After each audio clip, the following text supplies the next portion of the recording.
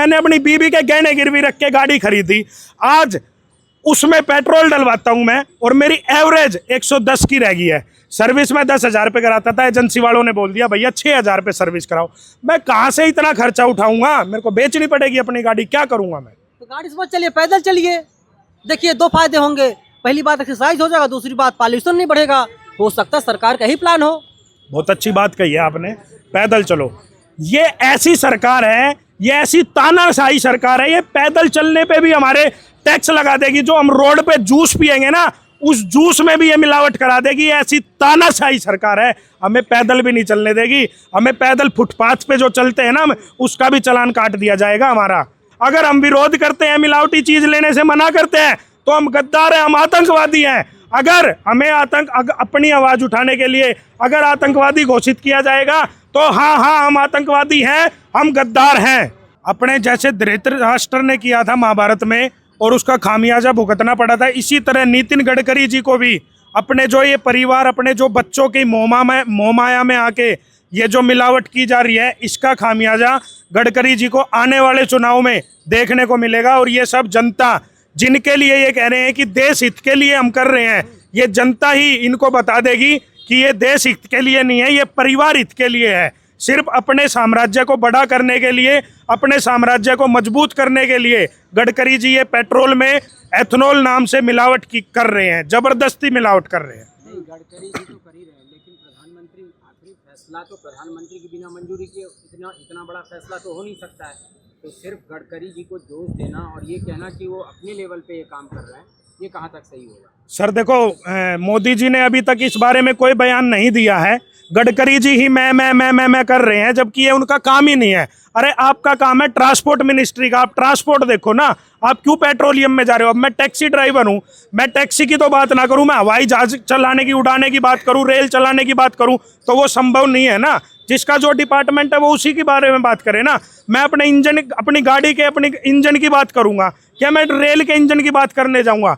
ये सब बातें हैं और इन बातों का खामियाजा गडकरी जी को भुगतना पड़ेगा साफ आने वाले चुनाव में। प्रधानमंत्री जी तो वैसे भी बहुत कम बोलते हैं, जब वो फंस जाते हैं किसी मामले में तभी उनकी आवाजें निकलती है, जैसा कि सीजेपी मामले में वो रात में रील बना देते हैं मोदी जी। अब तो मोदी जी के बोलने से जनता को डर लगने लग गया कि रात को 8 बजे पता नहीं क्या बोल देंगे मोदी जी।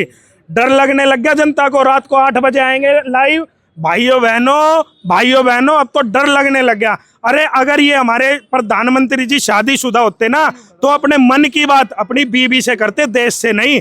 देश से देश की बात करो ना भाई, मन की बात क्यों कर रहे हो? अटैक मत कीजिए मोदी जी के ऊपर, क्योंकि मोदी जी ने देश के लिए पत्नी को सबको छोड़ दिया। भाई साहब कहाँ छोड़ दिया? उस टाइम तो कुछ थे भी नहीं मोदी जी, वो तो शादी होते ही छोड़ दिया था। सीएम बाद में बने, पीएम बाद में बने, वो तो पहले ही छोड़ दिया था बीवी को। हम पर्सनल अटैक नहीं कर रहे, लेकिन देखो जी, आज तक किसी भी देश के प्रधानमंत्री या राष्ट्रपति ने जनता से मन की बात तो नहीं करी। देश की बात करो हमारे से, हम करेंगे आपसे बात। आप लोग समझ नहीं पा रहे हो ना मोदी जी की भावनाओं को। भावनाओं को क्यों समझना हमने भाई? हम भावनाएं समझने के लिए थोड़ी ना आए हैं। में 20% एथेनॉल लीजिए ना, दिक्कत क्या है? क्यों ले? हम अपना इंजन खराब कर दे क्या? हम गाड़ियां खराब कर दे क्या? हम गद्दार हैं, हम आतंकवादी हैं। अगर हम उनका मिलावटी पेट्रोल लेते रहेंगे तो हम देश हित हैं, हम उनके शिष्य हैं, हम उनके देश के बंदे हैं। अगर हम विरोध करते हैं, मिलावटी चीज लेने से मना करते हैं, तो हम गद्दार हैं, हम आतंकवादी हैं। अगर हमें अपनी आवाज उठाने के लिए अगर आतंकवादी घोषित किया जाएगा, तो हाँ हम आतंकवादी हैं, हम गद्दार हैं। सरकार का विरोध मतलब देश का विरोध। देखो जी, हम सरकार का विरोध नहीं कर रहे, हम देश का विरोध भी नहीं कर रहे, हम किसी का विरोध नहीं कर रहे, हम उनके डिसीजन का विरोध कर रहे हैं। क्यों? 106 रुपये पेट्रोल था एथनॉल से पहले, आज भी एथनॉल 20% मिलावट के बाद 106 रुपये है। मोदी जी, गडकरी जी ने कहा था कि 15 से 20-30 रुपये लीटर एथनॉल का पेट्रोल मिलेगा। कहाँ है उनके वो वादे? कहाँ है? कहाँ गए वादे उनके? क्यों हम 106 रुपये में ले मिलावट का? बिल्कुल नहीं होगा ना, धीरे-धीरे करेंगे, समय लगेगा भी। तो ये प्रस्ताव जो था ये 2030 में पारित होना था, ये नियम 2030 में लागू करना था। ऐसी क्या इमरजेंसी आन पड़ी थी? क्या नितिन गडकरी के बेटे निखिल गडकरी भूखे मर रहे थे क्या? जो 5 साल पहले ही ये नियम हमारे ऊपर थोप दिया, तुगलकी फरमान। अरे जितने जल्दी करेंगे उतने जल्दी भारत विकसित होगा, उतनी जल्दी देश का नाश होगा। जितनी जल्दी मिलावट होगी उतनी जल्दी देश का नाश होगा। ये स्लो पॉइजन नहीं है, ये हार्ड पॉइजन है। ये हमें मारा जा रहा है। मेरी गाड़ी 200 की एवरेज देती थी, आज मेरी गाड़ी की 110 की एवरेज रह चुकी है। टीवी नहीं देखते आप लगता है। किस लिए देखूं टीवी? समझाया जा रहा है एथेनॉल के फायदे। किस लिए समझाया जा रहा है? गडकरी जी कहते हैं कि अगर आपकी गाड़ी में कोई प्रॉब्लम आती है, खराब होती है, तो हमें दिखाओ। हम एजेंसी लेके जाती है। एजेंसी ले जाने वाले कहते हैं एजेंसी वाले कि हम कुछ नहीं कर सकते जी, ये साफ साफ एथेनॉल की वजह से आपकी गाड़ी खराब हुई है। आपके फ्यूल टैंक में नीचे एथेनॉल मिला जमा हो रहा है, और जो वो फ्यूल पंप है वो नीचे से फ्यूल को उठा रहा है।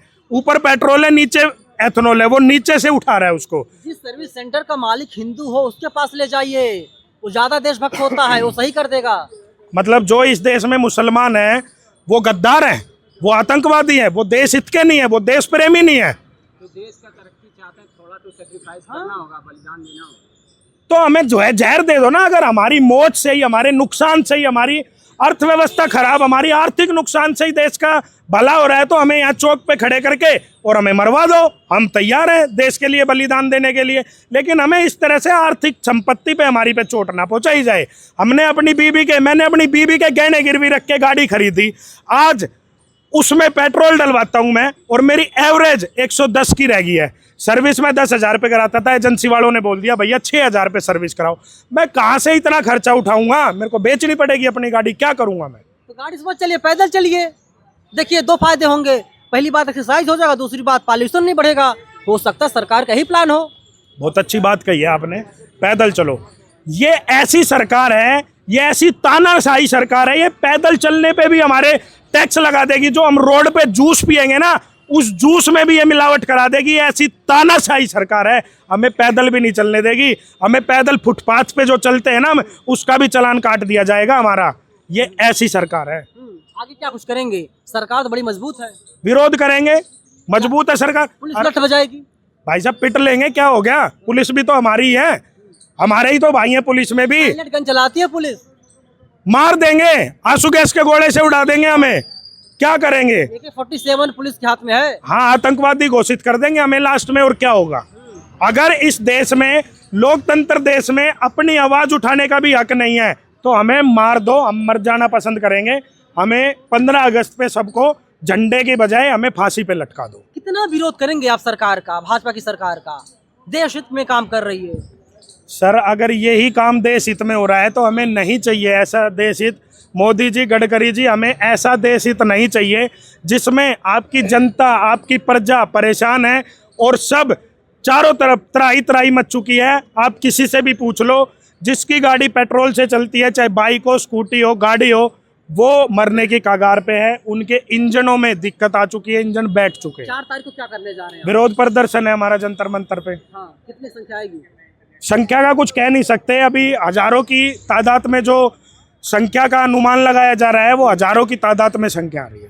सरकार का दावा है कि गाड़ियों में कोई कमी नहीं आई है, लोग धड़े खरीद रहे हैं डीजल पेट्रोल। कौन सी सरकार खुद से गाड़ी चलाती है और कौन सी सरकार खुद से सर्विस करती है? हाँ। ये तो उस ड्राइवर को पता होता है ना जो गाड़ी चलाता है। साहब को बोल देंगे साहब ये गाड़ी में ये दिक्कत है, ले जाओ सर्विस सेंटर, बिल हो जाएगा, सरकारी गाड़ियों का बिल हो जाएगा। सरकार को कहाँ पता चलेगा? ये तो हम जैसे गरीब मिडिल लो क्लास फैमिली वालों को पता चलता है ना, जो अपनी बीवी का गहना रख के 70, 80, 90 हज़ार रुपए की हम बाइक स्कूटी लेके आते हैं और फिर उनके इंजन खराब हो जाते हैं। हमें पता चलेगा साहब। जनता से क्या कुछ कहेंगे?